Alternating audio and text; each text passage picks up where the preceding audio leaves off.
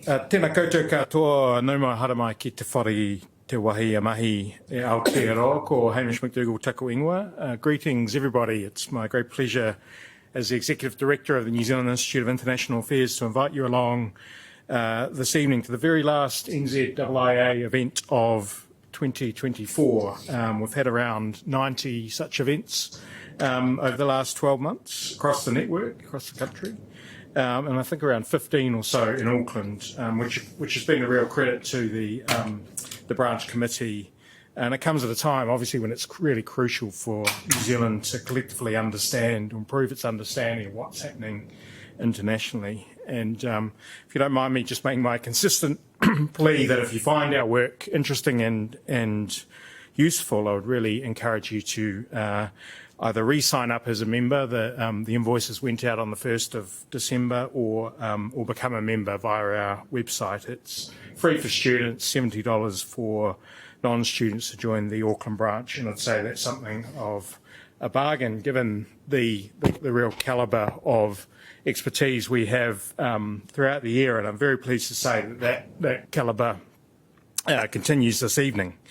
It's our last event of the year, but by no means least, as we welcome distinguished Professor Vinod Aggarwal from University of California, Berkeley, to talk about industrial policy.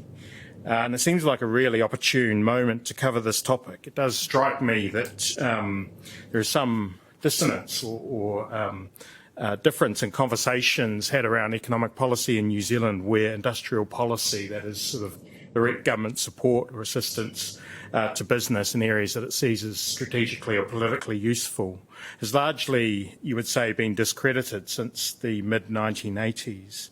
But of course, this contrasts with many parts of the world where industrial policy is pursued. And so it seems like it's a really great time to have the professor here to discuss this. He is, of course, distinguished by reputation as well as job title. At Berkeley, he holds an endowed chair in Asian Studies. He's the affiliated professor of the Haas Business School and director of the Berkeley APEC Study Centre. He also consults with multinational corporations, national governments, US government departments, and a range of multilateral organisations. He's edited and authored over 20 books, the latest of which I think I'm right is Great Power Competition and Middle Power Strategies. And he presented to the NZIIA in Wellington last night, and let's hope there were some open ears down there. The distinguished professor will talk, I think, for about 20 or 30 minutes, after which we'll have a moderated question and answer with Professor Ruben Azizian, who's the chair of the NZIIA Auckland branch, and we'll conclude with a vote of thanks from Francesca Long, who's the deputy chair of the Auckland branch. So without further delay, I'd very much like to invite distinguished Professor Aggarwal to commence the talk. Thank you. Thank you. Thank you for this opportunity to speak here. I've been to Auckland, I think, twice, but I've never spoken here, so it's a great opportunity. And yesterday we were in Wellington, so it was an interesting talk there. I gave on economic statecraft, and there was a lot of excitement among the diplomats. So here I know there's more of a business-focused audience, so I hope you'll find this topic of interest. I found this topic of interest a long time ago and actually wrote this paper with my daughter, and then we kept fiddling with it and literally fiddled with it for about 7 years before it was published, literally last year, at the end of last year, beginning of this year. And I'm sort of glad it took that long, because over the time, as Hamish was mentioning, industrial policy, I think when I was writing it for the World Bank, was out of favor, and it increasingly has been used by a lot of countries, and we see a tendency towards using industrial policy. So what I'm going to do is begin by talking about what do we mean by industrial policy and provide some historical context about industrial policy. Then we'll look at why is it that there is this new excitement about industrial policy. Why do people suddenly care about industrial policy when, as you'll see from the historical perspective, it went out of fashion, right? So in fact, countries were not pursuing industrial policy to a large extent. So then I'll consider the political rationale primarily, political economic rationale, and then I'll look at this question, which is important, which is, how do you make industrial policy work? right? What are the international constraints on industrial policy? What are some of the domestic constraints? What are kind of the ideational or intellectual constraints on industrial policy? Given that you have a lot of free market economists that say, don't touch industrial policy, it's a terrible thing, don't pursue it. So that's what I'll be looking at today. So this is the article that I mentioned to you. It's called Rethinking the Political Economy of Industrial Policy, which is published in an Italian economics journal. And if we think about the division with respect to industrial policy, we have this kind of two very differing perspectives. We have Tariff Man, who has now become president again, and then we have Milton Friedman, who says underlying most arguments against the free market is a lack of belief in freedom itself. I find this contrast particularly interesting because, after all, in some very weird way, Trump is a Republican, right? And the Republicans have always espoused free markets. In fact, they were on this side, if you'd like, of this PowerPoint slide. But now we have Tariff Man, and Trump looks a lot like traditional Democrats who wanted to raise tariffs a lot. So this is not it's not your Milton Friedman, it's your mother's Milton Friedman. So what do we see in terms of industrial policy? So if we think about the analytical work done by a lot of people, a lot of economists, political economists, and so on, we can think of two kinds of policy. And it's important to think about, when we talk about market intervention, we're not talking about macroeconomic policy. This is not a story about monetary policy. It's not a story about fiscal policy, which is macroeconomic policy. And almost everyone would agree we do need to have a central bank. Not every single person would agree, but most people would agree you need to have a central bank. Most people think the government should tax people. I don't like how much tax I have to pay, but still, I do know mostly it goes to a good cause. And so that's fiscal policy. But we also have efforts to promote horizontal industrial policy. And by horizontal industrial policy, what we mean is you are trying to promote activities across sectors. So benefits all industry without picking winners. Although indirectly, when you push the horizontal industrial policy, so for example, if you give tax credit for research and development, which is kind of a typical policy, including New Zealand and or advanced manufacturing as New Zealand is doing, well, that favors some industries, right? It's going to favor certain kinds of industries. It may not favor farmers. It may not favor people in the service sector. So in fact, even though it's a cross-sectoral policy, it is sometimes favoring individual industries. But generally, that's not the goal about picking winners, focusing on the provision of public goods, right? You have very good public goods in New Zealand. I'm amazed by the quality of your public goods. I must say your public goods are a lot better than California's public goods. And so a lot of things seem to work very well here. And it's, somebody said, we don't have to pay for that. I said, how much is this? Oh, that's included. And I kept saying, wow, everything's included. It's a great place. Because I'm sure everybody in California wants money for every single thing. So it was great. And we have some other examples. Universal education, right? That's a controversial issue. Actually, in California, that's a controversial issue. My students complain bitterly that they have to pay for their college education because in Europe and many other countries, you pay very little for a university education. And my daughter's parents complained bitterly about having to pay for her education, which was about $60,000 per year. And that was then. That's not now. That was several years ago. So the question is, should the government provide universal education? And the University of California, an eminent university, state university, well, it's not much of a state university. Why? Because I think it is 11% or 9%, I forget the number, comes from the government. The rest does not come from the government. So this is kind of like, if you want, a fake University of California, even though the University of California taxpayers think they're fully funding us, they're not. It's coming from grants, it's coming from tuition, it's coming from donations. So that's in fact what we see. R&D, infrastructure, all of these are examples of horizontal policy. Things get much more controversial when you start thinking about picking particular sectors, sometimes even particular firms, as the French have done. The French are very fond of what they call their national champions, like Rompoulenc or Dassault Mirage or Airbus, which is Airbus is kind of a national, regional champion. So there are examples of picking particular. And this has been a useful strategy, according to some developing countries, have pursued this to catch up with richer countries. And what do?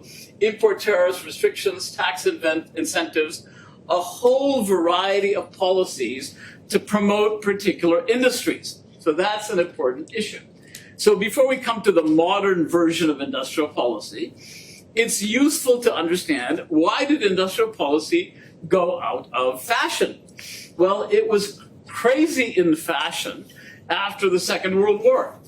After the Second World War, Raoul Prebisch, a well-known Argentine economist, made an interesting argument, which a lot of economists actually agreed with. And he said, fundamentally, the problem that developing countries have is that the terms of trade are going against them. And I can explain that for those of you who are not trade economists. It's a very simple idea, actually. It basically meant you had to sell more and more pineapples to get the same amount of manufactured goods, or more wheat, or more raw materials. And developing countries in the 1950s were essentially raw material exporters. Well, there's some other raw material exporters around here, which is Australia and New Zealand, also support,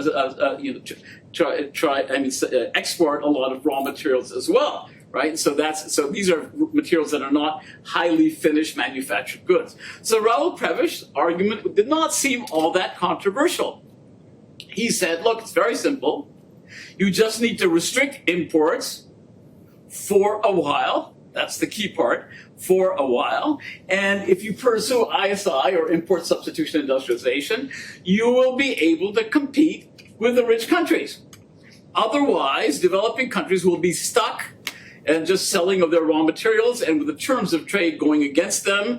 Price of oil was not going up in the 50s. It was very stuck at about $2.50 a barrel in those dollars, which is not very high. So a lot of these primary commodities were just, not doing very well. So what was the idea? Keep out imports through tariffs and quotas. So many countries started doing that, right? Australia actually did that as well, but India did that, China did that. It's hard to find a country that did not pursue ISI after 1945 or 1950, right? Everybody was pursuing ISI. This was seen the policy that will bring success. Rich countries were not always, few rich countries were pursuing some industrial policy like France, but by and large, this is a policy of keeping out imports. And the logic was, each of these countries would develop their own manufacturing industries, right? Seems completely reasonable. Now, what happens? If you put up tariff barriers, what will the evil, I'm joking, multinational corporations, the evil European and the evil American multinational corporations do? Well, they'll just jump the tariff barrier or the quota, and they'll start producing in your country. And what does that mean? You're still in the same situation, because now foreigners have come to your country to produce goods. You will not be able to develop a domestic industry. And there was a lot of evidence. Brazil in the 1960s, for example, was in a situation where between state-owned enterprises, what we call government-owned enterprises here, or state-owned enterprises, and foreign multinational corporations, there was essentially no room for the private sector. Right? So if you are an entrepreneur, good luck. You have to compete not only with multinational corporations, you have to compete with state-owned enterprises funded by the government. Now, what's a good example of a state-owned enterprise? Pemex, which is the Mexican oil company in 1938, Cardenas, threw out the Americans, threw out the Europeans, nationalized Mexican oil, and created Pemex, which is the Mexican petroleum exporting company. And Pemex is a state-owned enterprise. Now, state-owned enterprises have some downsides. I was working for the government of Mexico as an intern. I see some students here. That was a fun job for me. I wasn't a very good intern because I would show up at 8:30 because my father got me the job, complete nepotism. And so I had to impress, not anybody else, I had to impress my father that I go into work in the morning. So I go in at 8:30. No one was there. I said, what the heck? And then at 10, these people would show up and they say, oh, vamos a comer algo. And I said, what? You guys just came, oh yeah, let's go have a drink, let's go eat something. And I thought, I got to play along. I'm an intern. What do I know? So then we'd go out for that till 11, then 11:30. Okay, let's go back. And for half an hour we'd work. And they'd say, oh, vamos a comer otra vez. It's time for lunch. And we'd all go out to lunch. And I thought, wow, this is a great job. How does one get this job? Can I get paid to do this? So then I asked somebody, well, I don't understand. I mean, this is a government job, right? That I understand. But what about like Pemex? Because I was doing some research. And they said, Pemex. I said, yeah, how many people work in Pemex? Oh, that's a hard question. Muy difícil, I'm not sure. I said, wow, it's like, don't you have statistics, data? He says, well, what do you mean by work? I said, oh, well, I don't know, like show up at the office. Oh, show up at the office. Okay, so let me explain. He said, there are all these people on the payroll of Pemex that never show up. Because after all, this is the party-run Pemex oil company, so they don't show up. Then there are the people who show up to get their check, because it's not mailed to them as the other ones, right? Then there are the people who actually show up and they do some work. And then there are the people who really show up and actually do work. And so he said, which number do you want? And I said, sorry, this is above my pay grade. I'm only an intern. I was just trying to ask a stupid question, obviously. So what's the problem? I'm not going to criticize all government-owned enterprises, but the American Post Office is also a government-owned enterprise that I don't think much of. But there are many government enterprises that are actually reasonably doing well. So it's not that all government enterprises do that. So you subsidize your domestic industry, you restrict capital movement because you don't want everybody taking their money out of the country. And you have an overvalued exchange rate, unlike the Koreans who had an undervalued exchange rate, because you're not really interested in exporting. So your currency can be very strong, as Mexico's currency was. I think of Mexico when I was in Mexico for a while, the peso was 12 pesos to the dollar. And now it's 20 pesos to the dollar, approximately. And so we said, well, yeah, that's, over 20, 30 years it's fallen. I said, no, they took off 3 zeros. So it actually went from 12 pesos to 20,000 pesos. That's what you call a devaluation. And the joke in Mexico is, oh yeah, the peso floats. It floats like a rock. So that's the Mexican peso. So basically, people didn't care much. Now, what happened, and this is industrial, I should say, import substitution got a bad name. But it's not completely a bad name, because there were actually industries that developed. India was able to industrialize. It had a steel sector. The Chinese had a steel sector. Were very efficient, I agree, but they were able to move away from selling only commodities to actually selling manufactured goods.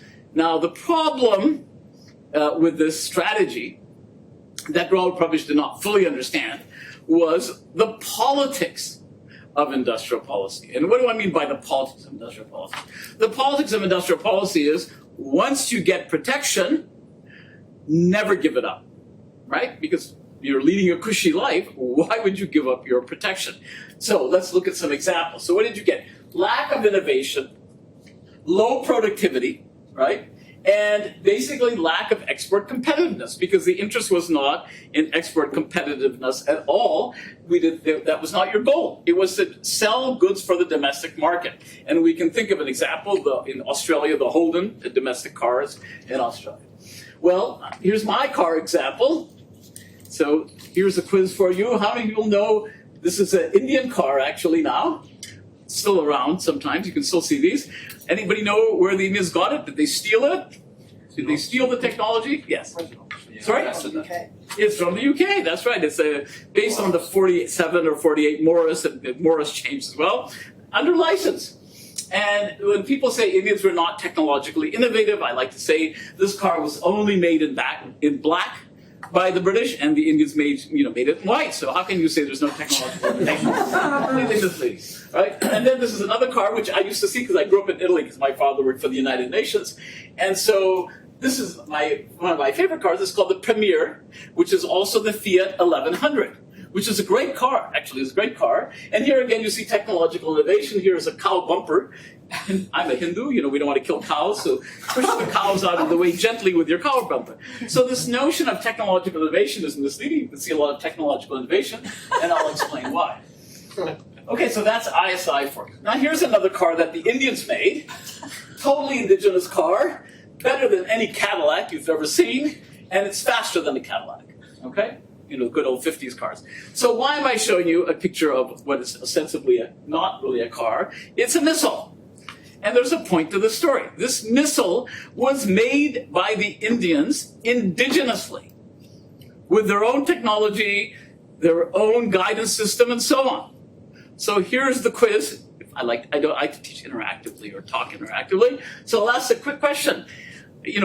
Thomas Friedman goes around saying the whole world is different, the world is flat, now there's technology. So if that's true, the Indians clearly had the technology. If you can make a missile, you can surely make a better car than that if you can make a missile. So what's the story?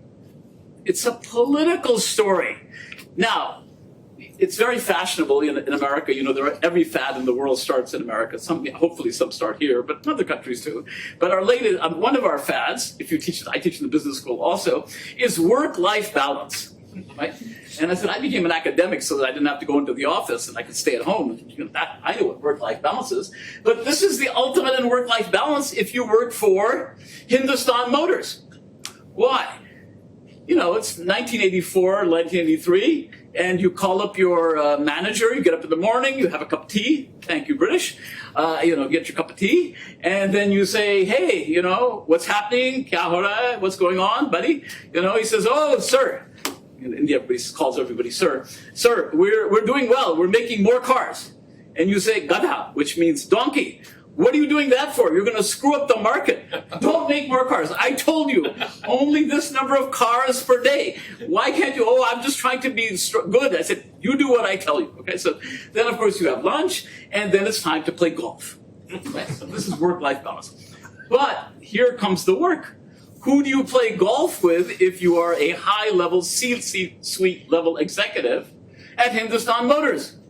The answer is a government official, of course. And the government official says, oh, I've been talking to my economic advisors. One is from the University of Chicago, and he was saying that, we should not be protecting the Indian car market. And that's a terrible thing. And that, in fact, this Hindustan Motors is lazy. And he says, you, sir, are not doing a very good job in making better cars. And the, Hindustan Motors executive immediately turns to the government official and says, no, these are all silly ideas. You don't want to believe these foreign ideas. And I bought a little present for you, sir, which is here, which is generally in a large amount of cash. And then the minister says, oh, yes, I understand what you mean. Of course, protection will continue. Okay? So it's not a technology story. It's not there are developing countries do not have access to technology. There's no question about it. But to think that this is all a technology story is wrong. It's a political economic story about growth. So what's the critique of industrial policy? Well, it's easy when you see some of the things that were happening. Nobel laureate Gary Becker, the best industrial policy is none at all. Government solution to problem is as bad as the problem and very often makes the problem worse. Government is not, government is the problem, Ronald Reagan. So in the United States, if you do a survey, which I always like to do, I ask people, so tell me, which is worse, market failure or government failure? If you say market failure is worse, then you're a Democrat. If you say government failure is worse, then you're a Republican.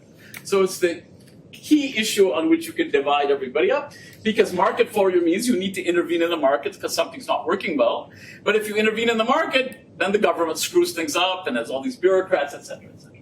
So industrial policy was heavily criticized. I should end the story correctly, which is that developing countries in the 1980s began to pursue EOI. And what is EOI? Export-oriented industrialization, right? And they were copying the countries like the Japanese, who were pursuing EOI in the 60s, the Koreans, who were pursuing EOI in the 70s, China in 1978, after Mao, with Deng Xiaoping, began to open up its market very carefully, very slowly, not just big bang.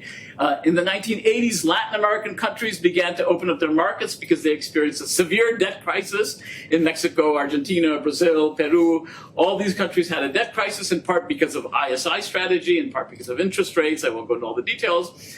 And they were encouraged, shall we say, by the International Monetary Fund to open up their markets. Then, of course, we all know the Soviet Union collapsed in 1989, 1990, and we got Russia, and we got more market opening in Russia as well. So over a period of 10 years, from let's say late 1970s with China till early 1990s, like 15 years, in India in 1991 had a severe financial crisis and had to go to the IMF, borrow money, and began to open up its market as well. So in a span of 15 years, we had a complete switch from ISI to EOI. And that's, in case you've most likely have heard about it, it's called the Washington Consensus. And the Washington Consensus said, stop pursuing all this government intervention, promote free trade, promote exports, devalue your currency, become efficient, get foreign technology, and you'll become globally competitive. And it worked for a while, but there was a few problems with that. Number one, if everybody is trying to export, guess what happens? Everyone's competing with everybody else. And then you have a country like China, which is really good at exporting and had low-cost labor at that time in the 1990s. And then you had many other countries joining this dramatic export movement. And there was actually a number of countries that started having problems. And of course, rapid growth also causes inequality, right? You can look at all the statistics. It always shows rapid growth causes inequality. You hope things will be fixed up over some time, and government policy can rectify that.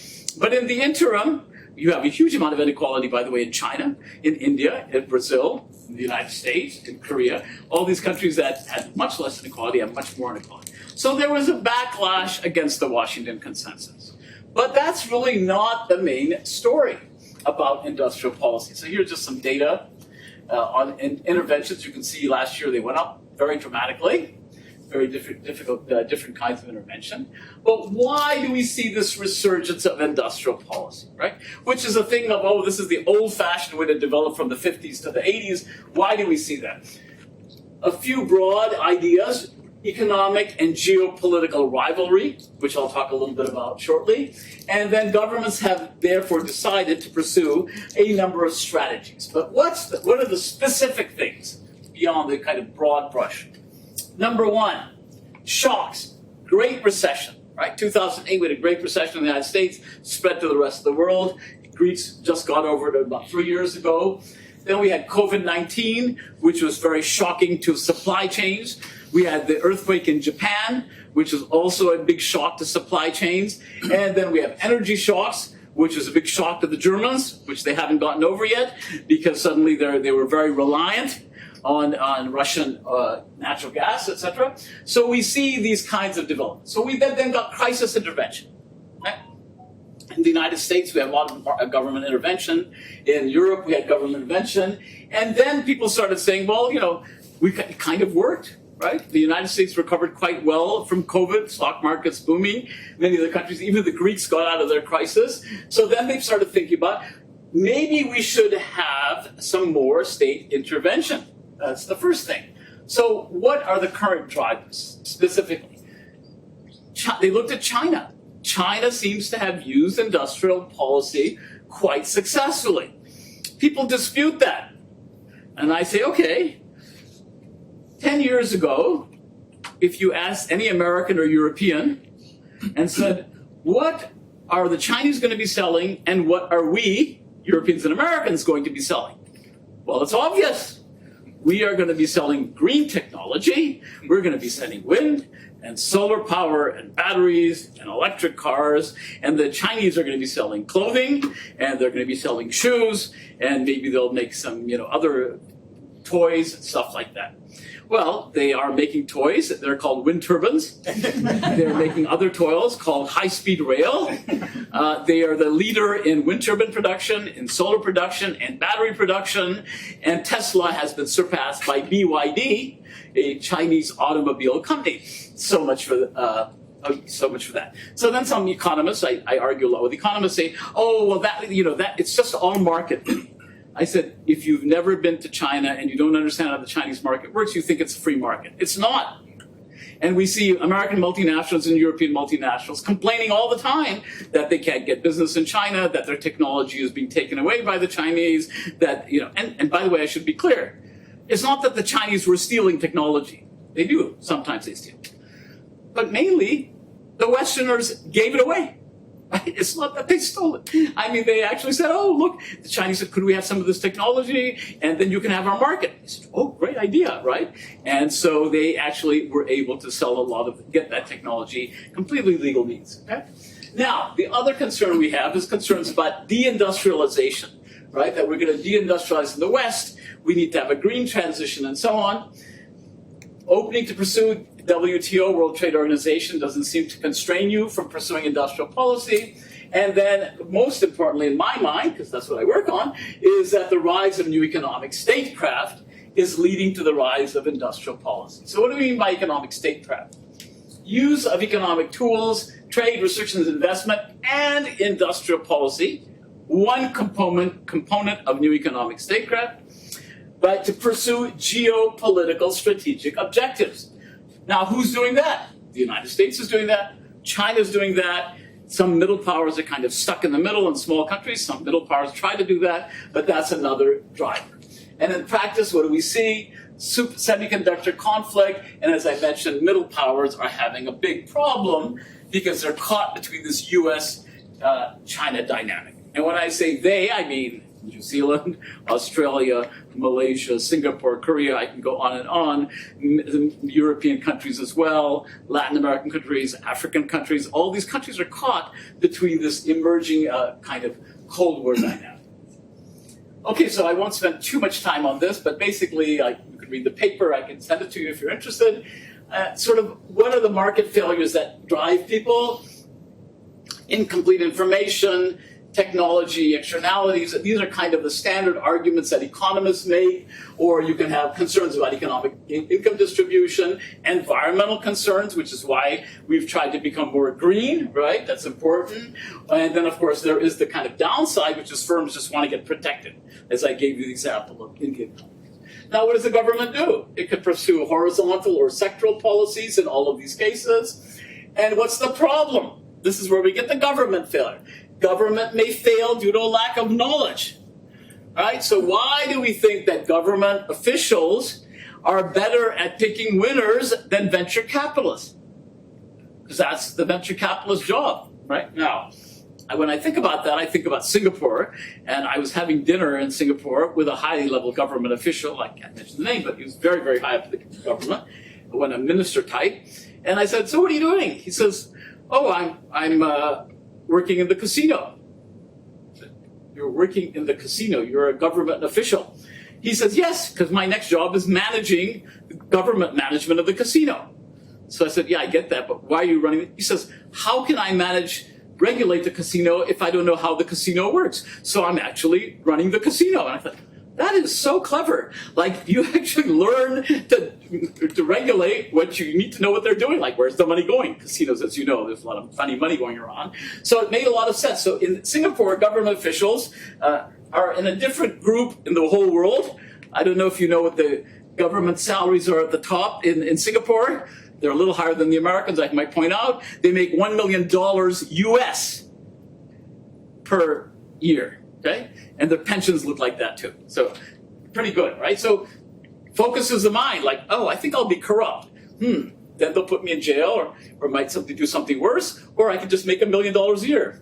That's not such a bad idea. So you, in fact, have pretty good efficiency in the government sector. So that's quite important. Sometimes they have a lot of knowledge, and there's a quick misuse of government intervention can create inefficiency, as we have in many countries in the world. Right? We see that all the time. Okay, so what are some examples of market failure, right? You know, the Great Recession took place because of banking failures. We see antitrust issues. We see some issues about lack of technology investment. When I go around the world giving talks, everybody says, oh, you know, we all want to be like Silicon Valley, and that you have Chilicon. I don't know if you know what Chilicon Valley, I'm not making that one up. The Chileans have Chilicon Valley. Each country is trying to replicate Silicon Valley. And I have a very good Japanese economist friend. He came to California, and he says, Vinny, I'd like to talk to your wife. And I said, why would you want to talk to your wife? I'm the academic. He goes, no, I'm not just talking to you. I want to talk to your wife. He goes, isn't she running a company? I said, yeah, she's running a company. He goes, yes, I want to know all about venture capital. I said, why would you do this? He says, I'm working for METI, or at that time METI, Ministry of Trade and Industry. And I said, so why would you be interested in venture capital? He says, because we've decided that the Japanese economy is not doing well and we need to be investing in venture capital. I said, do you know that venture capital is from the private sector, not from the public sector? He goes, what? I said, it's not a government-run thing. It's run by private entrepreneurs who raise capital, etc. So this idea of trying to copy everybody in terms of technological investment is a difficult way. And some people say, well, we need more collaboration between government and industry. What are some other goals? Well, income inequality, rapid industrialization. So some people say we need to have more intervention. We need to promote certain sectors. In Italy, where I grew up, it was the Mezzogiorno, which means south of Rome. And you're trying to always promote the southern part of Italy. In Malaysia, it's the Bhumi population because they're the native indigenous Malays. And you want to help promote them over the Indians and the Chinese. So people have all sorts of reasons why they want to intervene in the economy and pursue industrial policy, including more recently, the green transition. Now, whenever I have talks with environmentalists, I always get myself in trouble because after a little while I say, we should be very careful. We should not be only relying on China. And they say, oh, you're against green. I said, I don't think I'm against green. I just think rich countries or Western countries should also develop their green industries.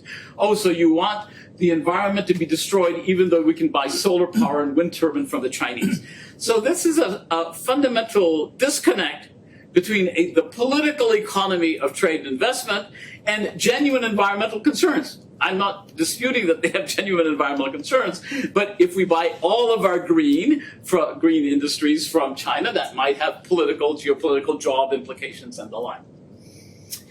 Firm rent seeking. I just made this slide recently. I couldn't resist. The two buddies, Tesla stock. I have only a small amount, but it went from 200 to 450 in a month. Not bad. It was one of the best investments Elon Musk ever made. He put in 250 million. He got back, 20 billion, literally, or probably, I think, more than that. And what do? You can directly lobby the government. You can testify. You can serve on advisory committees. These are all what we call non-market tactics, right? These are things that firms can do to influence government, or you just hang around Trump, right? Hang around Trump. That's even better, okay? Until he throws you out. That's later on. Okay, so let's go to the last part of the presentation, which is what are some constraints and facilitators? So if we look at some facilitators, one of my students, David Kang, who teaches at USC, argued in his one of his early books that South Korea was able to be successful because South Korea had this threat from the North. And that kind of focuses that mind. If you're in the defense industry and you make tanks that don't work, the government's not going to be pleased with you, right? So there can be corruption, but you can't make crummy tanks, right? You can't make crummy airplanes. So you have to actually make good stuff, as he says, to counter pressure. And security is ever dependent on these new technologies that we've seen, whether it's synthetic biology, AI, etc. And so you have these new technologies that are important. Now, global agreements. For many years, people said the WTO was hindering the pursuit of industrial policy by developing countries, which it did to some extent, because the WTO was created by the rich countries. There's no question about that. It did help the developing countries, but it also did constrain their ability to use industrial policy. Right? And this is one of the most controversial. Industrial policy can hinder developers to negotiate global trade agreements. But let's think of an issue that's very controversial. Intellectual property, IP, right? And when people say IP, so when I ask my students at Berkeley and other places, I say, what do you think of intellectual property protection? And you invent something and you should have a right to protect your invention, don't you think? And they all say, yes, they all raise their hand. And I say, how many people think it's okay to let Africans die? And they say, what? And then I think I'm going to get fired because Berkeley is a very politically correct place. And they say, what? And I said, do you think it's okay to let people not have access to AIDS drugs, to not have access to COVID drugs and vaccines? And then suddenly there's an epiphany. They go, oh, yeah, I guess, well, not all intellectual property should be protected. I said, what about Taylor Swift? Well, that's different, and then you ask questions like, do you ever download a movie? Now I'm going to tell you, do you ever download music? No. So, of course, intellectual property is an important issue and something you need to think about. We see regional and bilateral agreements. The European Union is trying to prevent the French and other countries from engaging in industrial policy, so that's a constraint. Bilateral, you can see domestic industries often trying to prevent industrial policy or pushing for industrial policy. So let's turn to another issue, which is what about domestic facilitators? So basically, I already gave you a hint, which is the Koreans, or sorry, the Singaporeans, but the Koreans too. Some countries have strong states. Korea may be a bad example if you've been following the news for the last couple of weeks. But in general, many of these countries have government bureaucrats that are quite efficient.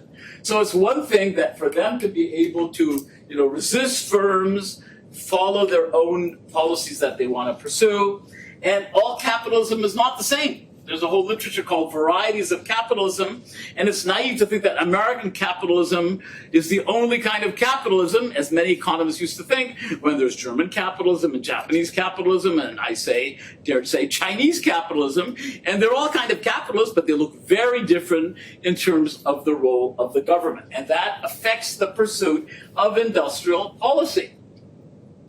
Finally, we can see, not everybody wants to serve the mandate of IP. There is a lot of difference in elite control of the political system. And elites are interested in power. I think of Singapore, and I went to a Singaporean official and I said, tell me, so when you're pursuing bilateral trade agreements, New Zealand has a bunch of them, when you're pursuing these bilateral trade agreements, how does it work in terms of the companies lobbying you? And he says, you're not from Singapore, are you? And I said, how did you know it was in my accent? He goes, no, you don't seem very smart. And I said, oh, well, thank you. I appreciate that. He says, they don't come to me, we go to them. And I said, what? He said, we decide the policy and we tell them what to do. And I said, oh, I get it now. So that's a very top-down system, which is very different than in the United States, where everybody's always lobbying all the time on the trade agreements, and also in Australia and many other democracies. And in Singapore, it's quite a different story. So let me wrap up now, and then we'll have some time, hopefully, to chat, ask some questions. So one is industrial policy may well lead to development. So the idea that all industrial policy is bad is throwing out the baby with the bathwater. ISI is not the only industrial policy. Across the board, industrial policy may not be efficient, but that doesn't mean that's the only kind of industrial policy. Now, if you want to pursue sectoral policies, but your macroeconomic picture is a disaster, think Argentina, although it's getting a little better, but a lot of countries have a terrible macroeconomic fiscal policy problems, massive debts. The French, not to pick on the French, they have a massive debt problem right now. The Americans are developing a debt problem. If you have those problems, sector policies are not likely going to work. New economic statecraft is on the rise, and we see that, and I didn't go into details for time, but basically the United States is pursuing semiconductictors, investing it, attracting Samsung, in trying to attract TSMC, which it has, to Arizona, convincing them to make new 2 nanometer chips, not just the big ones, but really important, the kind of chips that might also have national security implications. And so the United States industrial policy is very active under Biden and promoting it. And it's very active, and it will be active under Trump. Of course, under Trump, industrial policy may be, who's my buddy? And let's pursue industrial policy to help the steel industry. And when he heard that we're giving money to foreigners, he was pretty upset. So I'm not sure that money will continue to flow to TSMC and Samsung, because why would we give money to foreigners? Because it might be of interest for international security. Well, that's not something that he thinks about deeply. All right, now, the last thing is, I think, concern about government failure is sometimes overblown. There's no question in my mind that governments can be inefficient. But that doesn't mean that in all cases, all governments are inefficient. And more importantly, when it's not a level playing field, which it's not when it comes to the Chinese versus the Americans versus the Europeans, and the Koreans too are upset about this, then you may have to counter with your own industrial policy, trade measures, and the like. And it would be naive to think, I'll just keep my market open, everything will be fine after a little while, because the economists tell us that in the end, free markets are best. I'll stop there.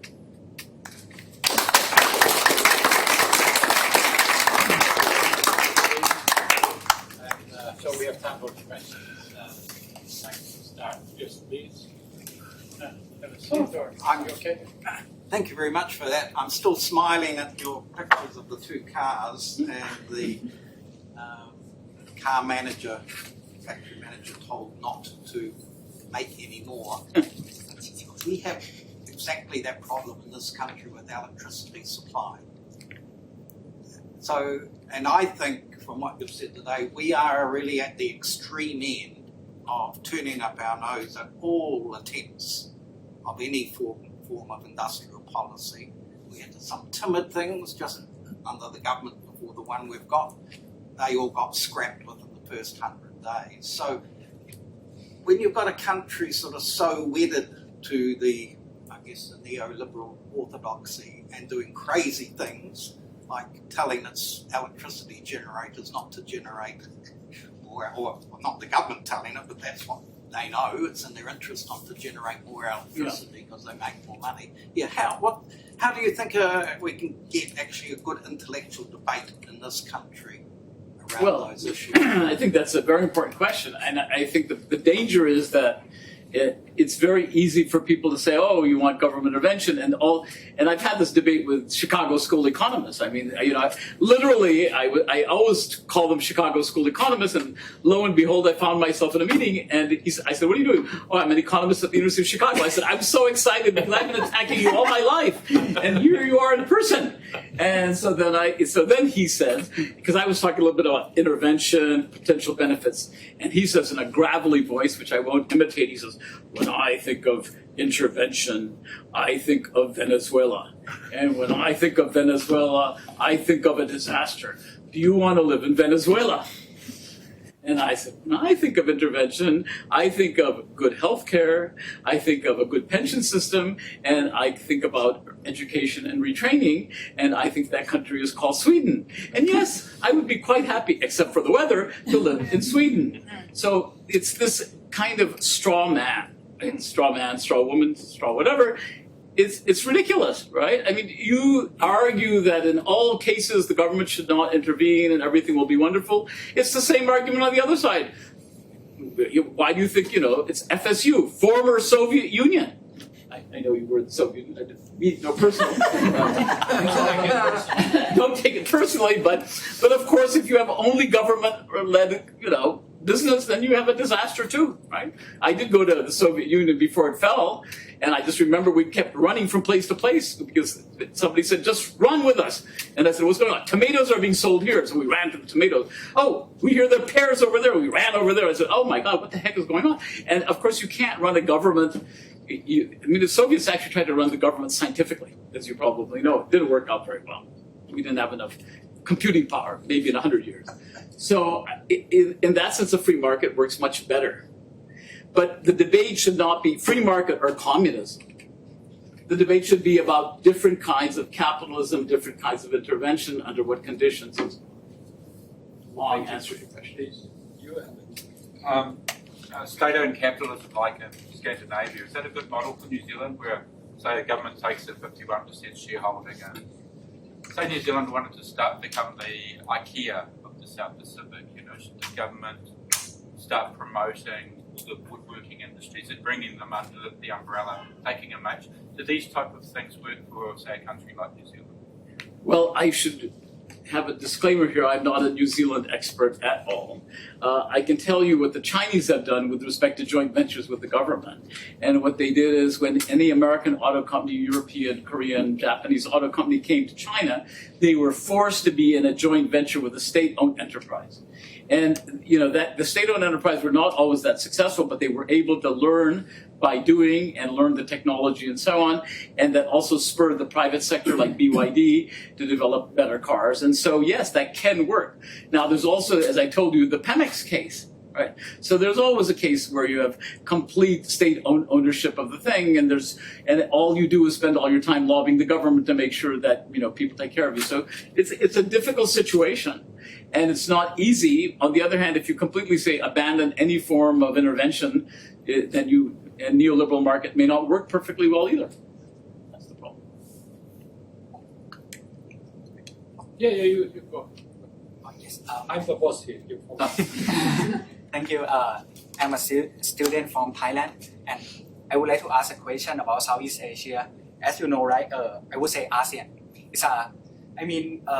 For ASEAN, some countries we try to push ourselves to be the high income countries, but we got the middle income trap, especially Thailand.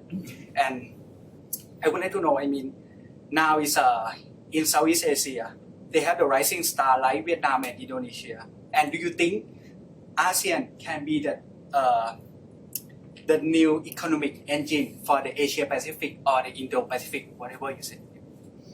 Well, I should say I wish it were true, but I don't think so. And I spent a lot of time with ASEAN. I went to the Secretariat. I talked to convince them that they need to work together. It's very difficult for get these countries to work together, right? And ASEAN, you have Vietnam, which is extremely successful because of all the foreign investment leaving China and going into Vietnam. You have a country like Cambodia, which is dominated by the Chinese, or Laos, which is dominated by the Chinese. So it's very difficult to have much unity within ASEAN. And so ASEAN, they tried to copy the EU in some respects, an integrated market, but there's really not an integrated market in ASEAN as you have, say, China, which is a much more integrated market. So investment flows to individual countries, Vietnam, Singapore, which gets the bulk, and now more and more Indonesia. And I think that's the problem. So I like regional institutions, I work on this kind of stuff, but I don't think ASEAN has made that leap. And it's quite a bureaucratic organization, and everybody's maneuvering. But this is my experience at the Secretariat when I went there. So I'm not optimistic. And so a lot of these countries need to make this transition to go to the next level. And for that, sometimes you need to abandon your old policies, right? I mean, Singapore did that a lot. And Singapore was a manufacturing hub. We forget, in the 1960s, Singapore was a manufacturing hub. I don't think you can see a factory in Singapore today. The only factories are, high-tech executives in big buildings doing finance. That's what the factory looks like. Maybe it's still a sweatshop, but very well-paid sweatshop. But it's a complete transition, right? It became a financial sector economy. So we have seen these transitions, and not all countries are willing to do that, in part for political reasons, as you probably know in Thailand, which I don't want to say anything because I know I can go to jail, and I'd like to go to Thailand. Thank you very much. Could you maybe comment a little bit more on where you finished off? Sense of responses to industrial policies and how countries will develop their own by way of response, counter tariffs, etc., etc. How do you see some of that maybe panning out? And secondly, for very small economies like New Zealand, how do you see countries like us responding to some of that? Yeah. Well, there are a couple of different models. I'll start with the unpleasant one. It's called the supplicant model. And you show up to Trump's office and you tell them how wonderful you are and how much you support him, and then he treats you better than he treats other countries. And that's what corporate executives are doing right now, falling all over themselves to go to Washington and be a supplicant to Trump. The fundamental problem is that Trump's policies are extremely protectionist, right? He wants to impose a tariff across the board, and it's a bizarre policy, as I've written about. Like, why would you want to impose tariffs against your friends? Oh, well, because this is, I'm Mr. Tariff Man. And I hesitate to give these talks because he might hear about it and know that there are other instruments besides tariffs, right? And they'll say, oh, you can use a quota too? And, oh, I can use a quota to stop drugs, stop immigration, stop everything. I mean, it's kind of like a, broken record with Trump, right? Okay, I'm going to use this one trade instrument to change the world. Oh, well, if we impose tariffs, then they're going to give more money to NATO. Okay, well, that's a bizarre way. So I don't think that works very well. I think basically small countries are in trouble. And small countries are in trouble, and we've seen what's been happening is they have to probably take sides, right? So look at Australia. Australia had a very pro-China, not pro, but open to China, traded a lot with China. Then you had, some problems with the Chinese with Australia, and you saw what happened there. And then the Chinese banned wine exports from Australia and so on. And the Australians were able to diversify and get out of it. But at the end of the day, Australia is part of AUKUS, right? So what I'm saying is, it seems to me geopolitically, a lot of these countries that want to be what used to be called in the good old days of the 60s, the non-aligned movement, I'm not sure how that's going to work, right? And so I think small countries have to do a bunch of things. They need to diversify. They need to improve their technology. They need to attract foreign investment. Singapore has been quite successful in doing that.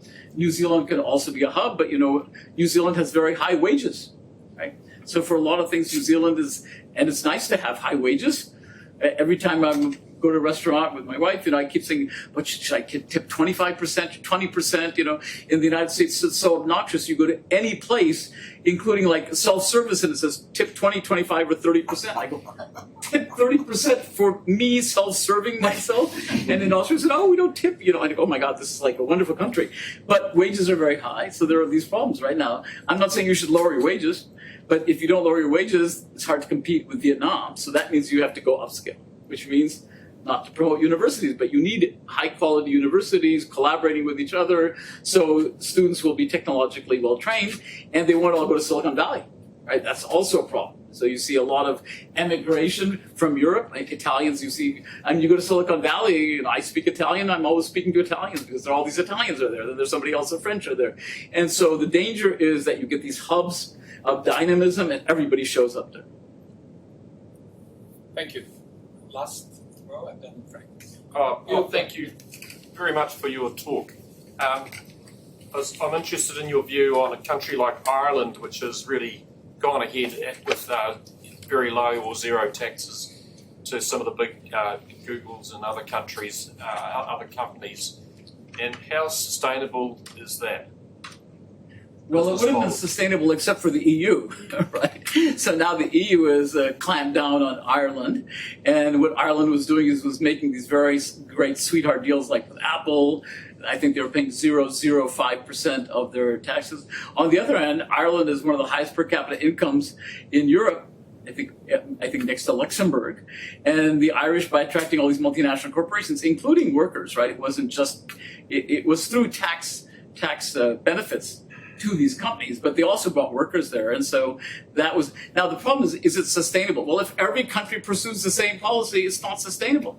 It's exactly like export promotion. In theory, it makes a lot of sense, but if everybody's exporting the same thing, you're not particularly any better off than pursuing ISI, weirdly, right? And so you need to understand where you can compete in the division of labor, and finding yourself in the continuously evolving division of labor. That's difficult. I mean, Singapore has this thing called Fusionopolis. It has this Biopolis. It's trying to attract biotechnology, high technology.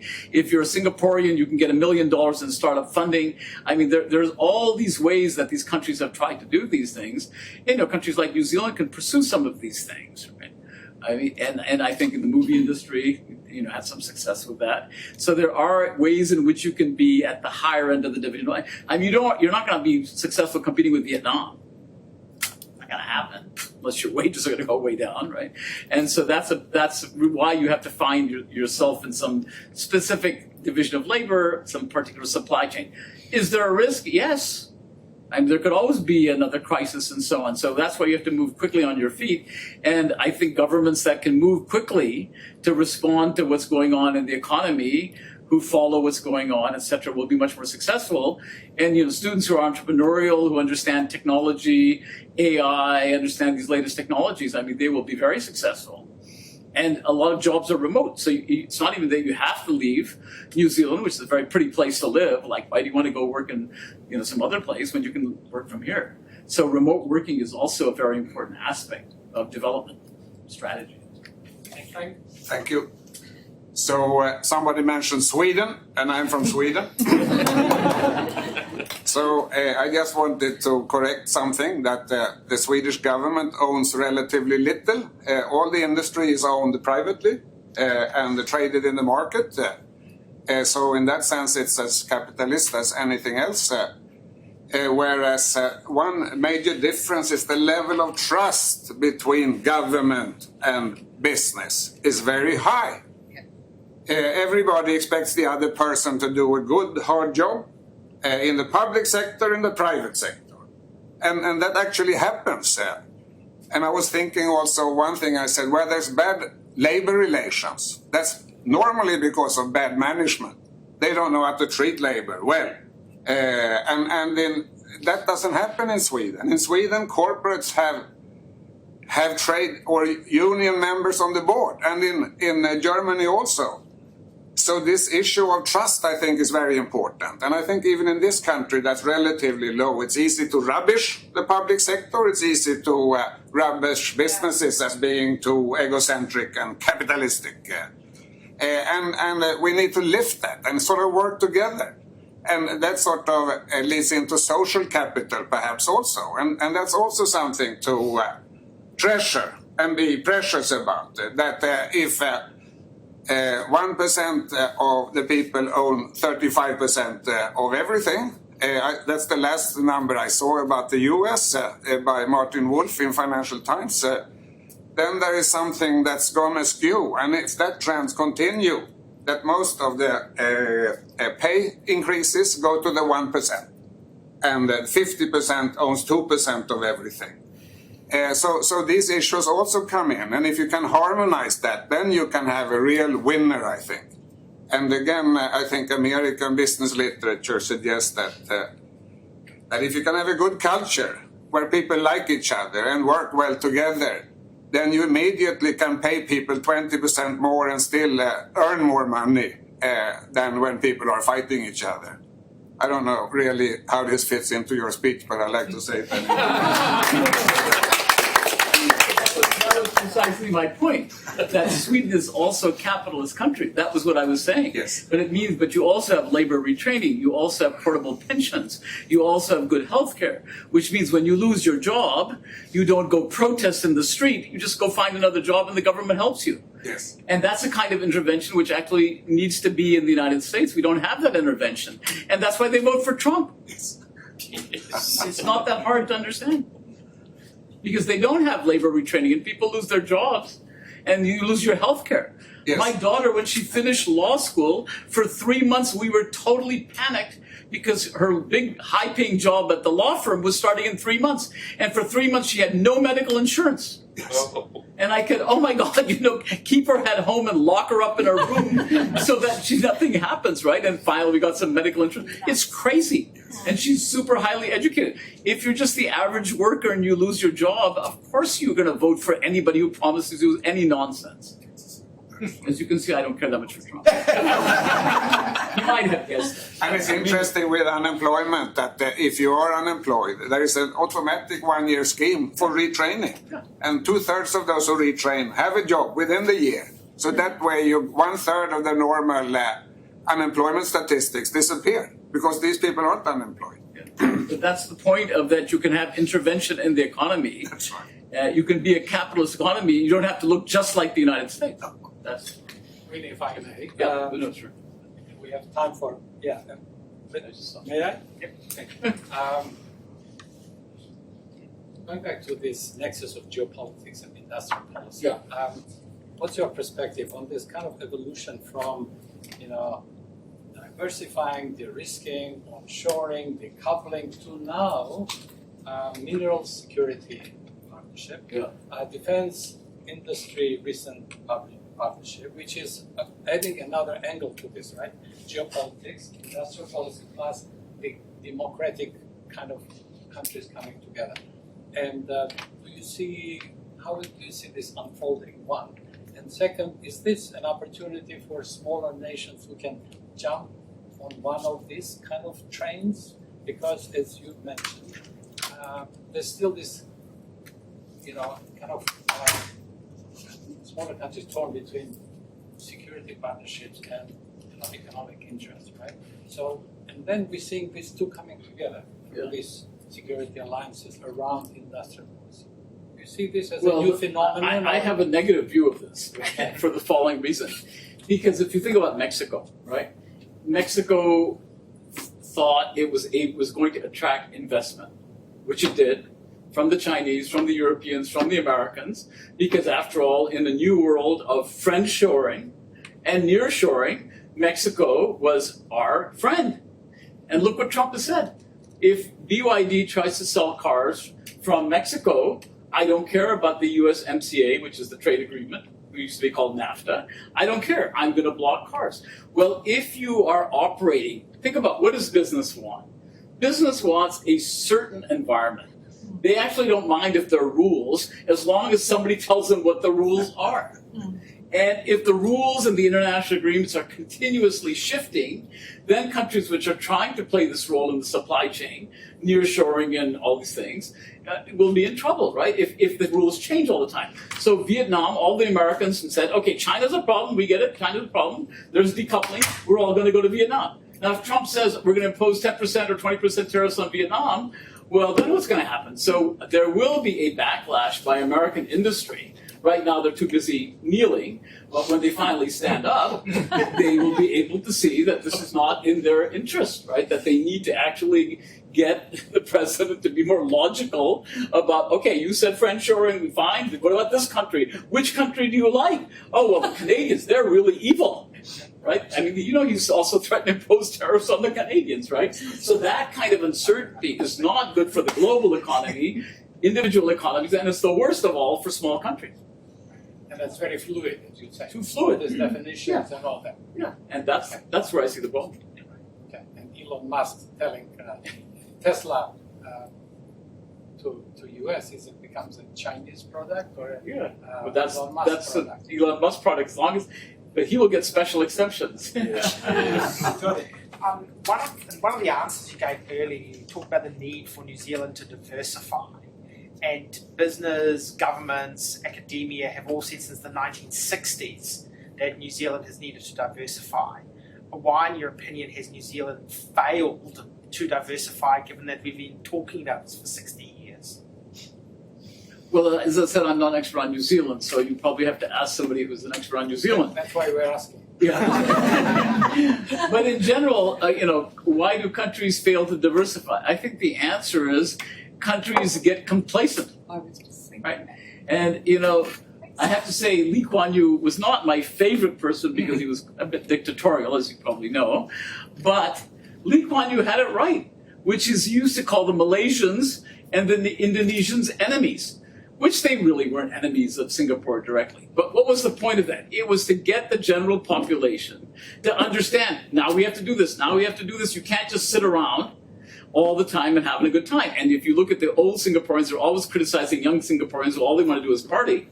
And you got to get it together, right? So if you are under a siege mentality, which Lee Kuan Yew was good at developing, that actually helps you diversify. So Singapore is very careful, right, in diversifying. So when I went to Singapore and I said, so tell me, what do you think of the United States? We love the United States. I said, what about China? We love the Chinese. I said, what about the Indians? He said, oh, we love the Indians too. I said, you're very promiscuous, aren't you? And apparently then, he didn't quite get the joke. So that was a short interview that I had, but it was interesting.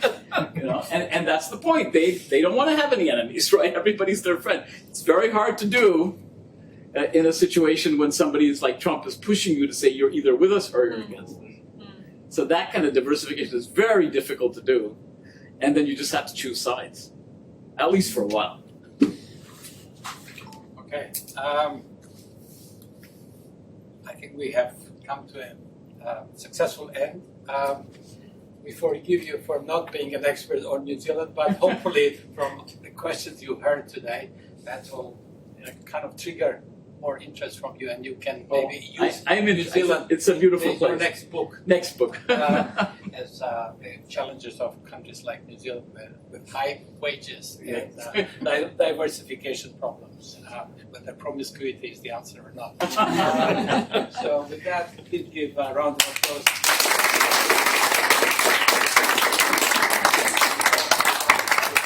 Thank you to you, and Thank you. all the best. Thank you so much. Thank you. All right. Before we leave the scene, Fred, you wanted to say some thank yous, right? Just really quick, I know we're a little bit over time, but once again, thank you so much, Professor. It was such an engaging presentation, and we had a lot of good laughs as well, which is great. But also wanted to say to you all, thank you for coming. Thank you for this whole year. We, on behalf of the whole committee, we wish you all a very Merry Christmas and Happy New Year. And we can't wait to see you all hopefully next year. Most of our events will start off in February or March, so keep an eye out for that. Maybe a little bit tapping into the Indian Commissioner side, so hopefully, fingers crossed, but eagerly waiting for that. But yeah, thank you for being such a great crowd, and we thank you quickly to Rachel, I don't think she's here, but for this venue as well, and to the rest of the committee. But thank you so much, Professor. Thank you, everyone.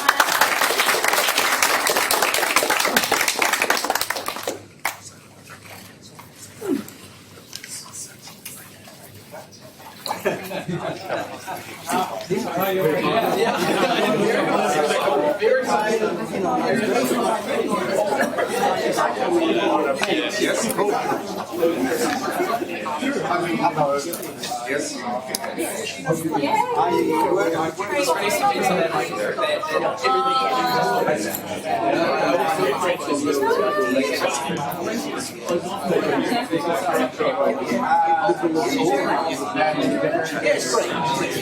So I've never actually heard of that.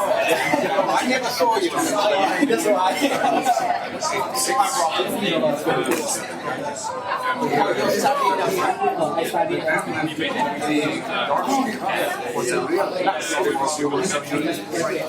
So that what all the girls and all the girls.